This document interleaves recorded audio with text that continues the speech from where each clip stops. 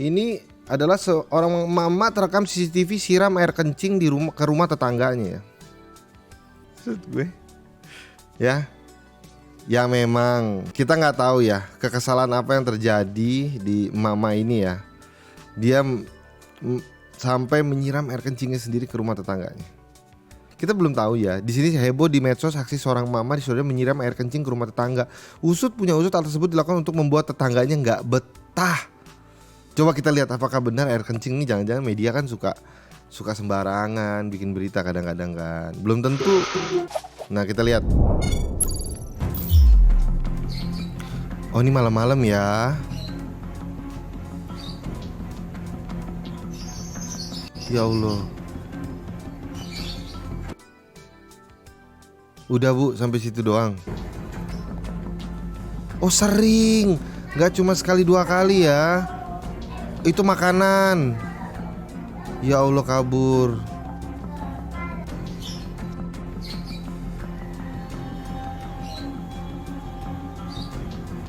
Ya ampun. Aksi serupa juga pernah dilakukan Mas Ria pada tahun 2017 silam. Kayak mereka bukan buat menjual, mereka berantem aja kali.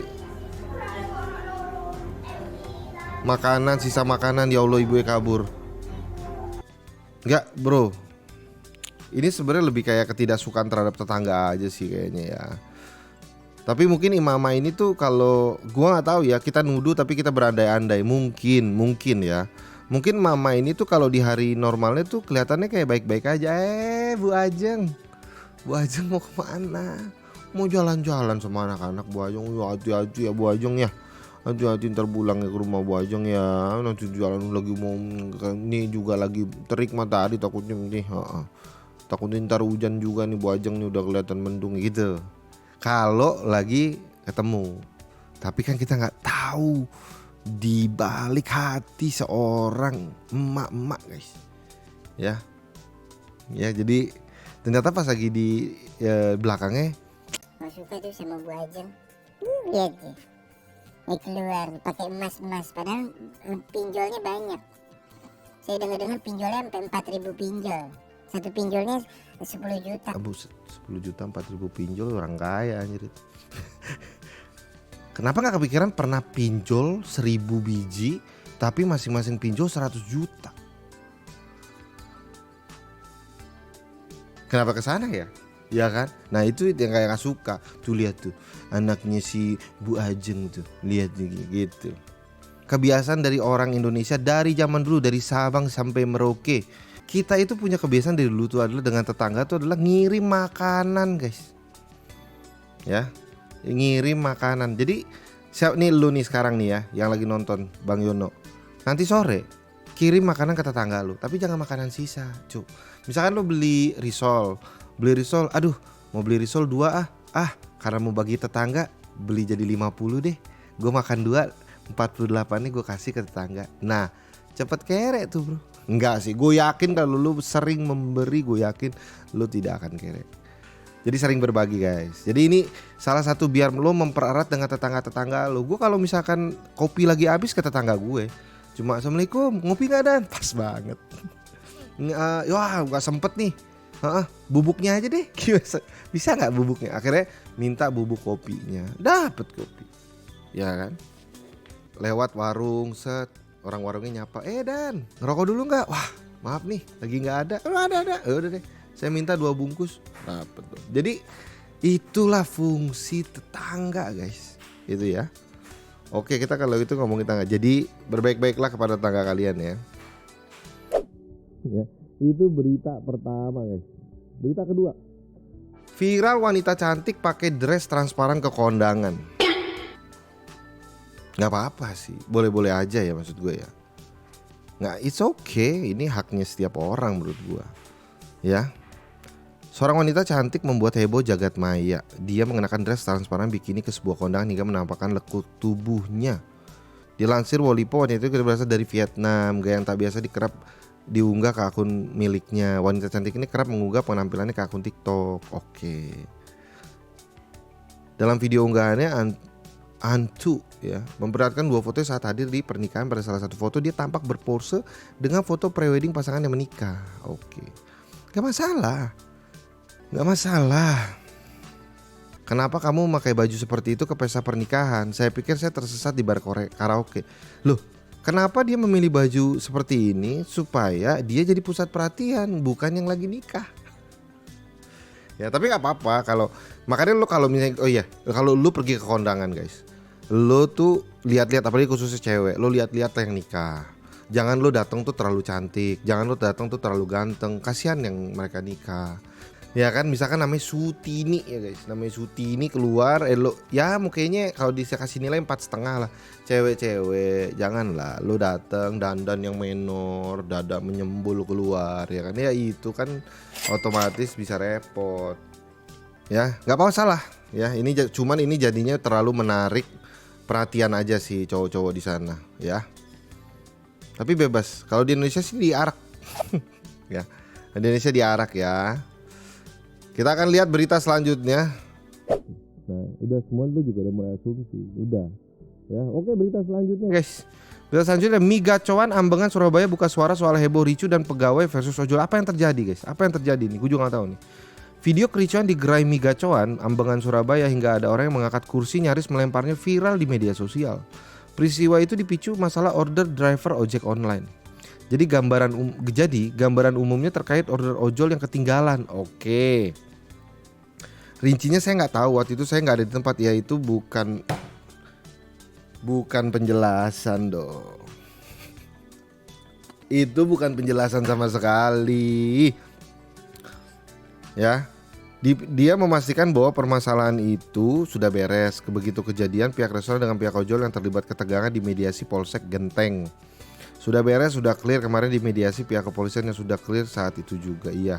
Ada 5 orang yang mediasi termasuk kami dan driver ojol. Fauzi memastikan sama sekali tidak ada kerusakan akibat kericuhan yang terjadi kemarin sore. Oke. Alhamdulillah nggak ada korban sampai benjol ataupun berdarah-darah. Oke, gua nggak tahu apa yang terjadi. Mungkin ada yang tahu bukti tapi banyak yang pintar cuci baju gimana. Ribut gegara orderan kelamaan sementara customer minta telepon minta cepet. Nah ini guys, ini dia guys. Makanya buat kalian yang pesan, buat para ojol juga dan buat para restoran ya, kita kan semua tuh lagi nyari rezeki ya. Kalau nyari rezeki itu harus sabar ya. Kadang lu belajar filosofi dari nyopet guys. Para pencopet itu pertama dia nganalisa, diam dulu ngeliatin, nggak langsung ngambil, perhatiin dulu dia sama siapa, orangnya siapa aja, ini barangnya apa aja kira-kira yang bisa diambil. Lihat, sabar, ini yang perlu kadang-kadang kita ketahui guys. Kita tuh harus ya itulah bersabar ya. Oke abis ini gue nyopet, bukan itu, ini kan contoh. Karena kita bisa ngambil filosofi dari mana aja ya. Kalau lagi nyari kerja gini, apalagi kan akhir-akhir ini emang lagi panas. Surabaya kan panas juga, capek. Ojolnya capek, yang kerja juga lagi dikejar-kejar kan nih si tukang mie. Nah customernya bilang, bang gimana sih? Ini udah 200 jam nih masa gak nyampe-nyampe gitu. Ya kan dan segala macam. Ya udah sabar ya. Mudah-mudahan ini tidak terjadi lagi. Ini pasti gue rasa ya, ini cuman kepicu sedikit aja menurut gue ya. Terpicu sedikit aja abis itu langsung akhirnya terjadi sesuatu yang biasanya kejadian-kejadian yang kayak gini tuh terpicu sama sesuatu yang biasanya kecil ya. Tapi berlarut-larut ya. Karena memang pastinya kalau orang lagi ya namanya juga orang lagi kerja guys ya. Mungkin lo tau kan yang waktu itu sampai ngantri-ngantri beli McDonald gara-gara ada BTS panjang, ojolnya kasihan. Biayanya sama-sama aja. Mudah-mudahan sih mudah-mudahan tuh kalau lagi panjang-panjang gitu ojol tuh dapat tambahan lah. Nah, terus ini.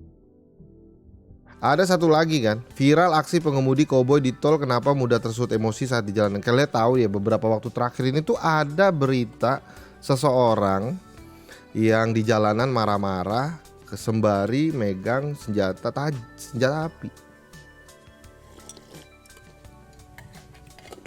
Dan bahasanya tuh kasar banget guys, kasar banget. Gue nggak tahu siapa dia tuh membawa senjata api dan juga menggunakan plat polisi ya. Marah-marah dan akhirnya setelah berapa lama akhirnya dia ditangkap karena balik lagi viral di media sosial. Nama David Yulianto baru-baru ini menjadi sorotan lantaran beraksi seperti koboi di ruas jalan tol Tomang. Makanya guys, tahu nggak lo, jangan seneng megang kekuasaan, ya. Belum tentu kekuatan mental Anda tuh sebanding dengan kekuasaan yang Anda pegang. Itu. Jakarta Barat, dalam video beredar di media sosial, David terlihat menodongkan pistol jenis airsoft gun dan memukul pengemudi lain. Wah, ini jenis airsoft gun. Sebenarnya sih David Yulianto ini jangan-jangan belinya dari seseorang yang kita kenal, guys. Adapun motifnya yaitu tersulut emosi karena tidak terima kendaraannya disalip. Ya Allah, nggak terima kendaraannya kayak, bro, ente umur 32, David Yulianto, ente umur 32, ente nggak sanggup disalip. Kayak anak muda umur 15 tahun, 17 tahun bawa mobil anjrit. Ya. Sumpah deh. Tidak terima kendaraannya disalip, Polda Metro Jaya segera membekuk David dan menetapkan pria tersebut sebagai tersangka. Insiden yang sama juga pernah terjadi pada akhir tahun silam saat seorang pengemudi Fortuner. Fortuner nih, kayak gue kenal sama orang-orang yang pengemudi Fortuner nih. Tapi kelihatannya orang yang itu lebih santai dan sabar, merusak mobil Brio dan mengancam korban dengan pistol mainan. Pengemudi Fortuner sempat ditahan dan ditetapkan sebagai tersangka, namun kasus tersebut akhirnya berujung damai katanya. Penyebab pengemudi mudah emosi di jalan. Nah, kita harus belajar kenapa, sebab musabab kenapa orang tuh bisa mudah emosi. Gue akan mengeluarkan kata-kata motivasi ya, supaya kalian tuh di jalan tuh bisa berkendara dengan lebih baik, guys. Ya. Kalian tuh tidak perlu, kalau kalian nggak suka tabrak aja. Hal yang lo harus pikirkan ketika lo pada saat lagi melihat orang lain dan mau marah, dan lo ingin melakukan kejahatan terhadap orang tersebut, ingatlah baik-baik. Ingat baik-baik. Bisa saja orang tersebut itu punya anak istri. Kalau lo jahatin, kasihan anak istrinya. Gimana kalau kita ancam anak istrinya saja? Gue pernah bang klakson karena ngalangin jalan buat godain cewek doang. Terus diteriakin, gue balas dari tengah, sempat dikejar sebentar paracetamol. Itu loh. Jangan. Dari Dwiki bilang bakar. Aduh guys. Jangan, yang bakar harus orang. Kita tau gak lo, orang yang lagi rame, wah tiba-tiba muncul dari samping suara melengking, tapi kita di bawah, bakar aja gitu. Terus ada orang, oh iya bener bakar. Dwiki, itu masih Dwiki. Dwiki itu yang dari bawah, bakar aja, udah bakar, lempar, ini koreknya, ini minyaknya gitu. Itu biasanya kalau diancam ada hukuman penjara, Ki, yang tersangka utama. Hari ini kita lagi, mungkin hari dia tuh juga lagi nggak enak guys. Mungkin dia makannya buru-buru. Kita nggak pernah tahu. Misalkan contoh, ada motor nih, ngendari motor cepet-cepet, kurang ajar nih orang, nyalip. Siapa tahu istrinya lagi berak nggak bisa cebok. Telepon, ayang, tolong dong. Ini nih aku nggak bisa cebok. Dia jadi buru-buru. Kita nggak pernah tahu. Jadi tolonglah ya. Kita juga harus ngertiin kadang-kadang keadaan orang juga guys. Ya.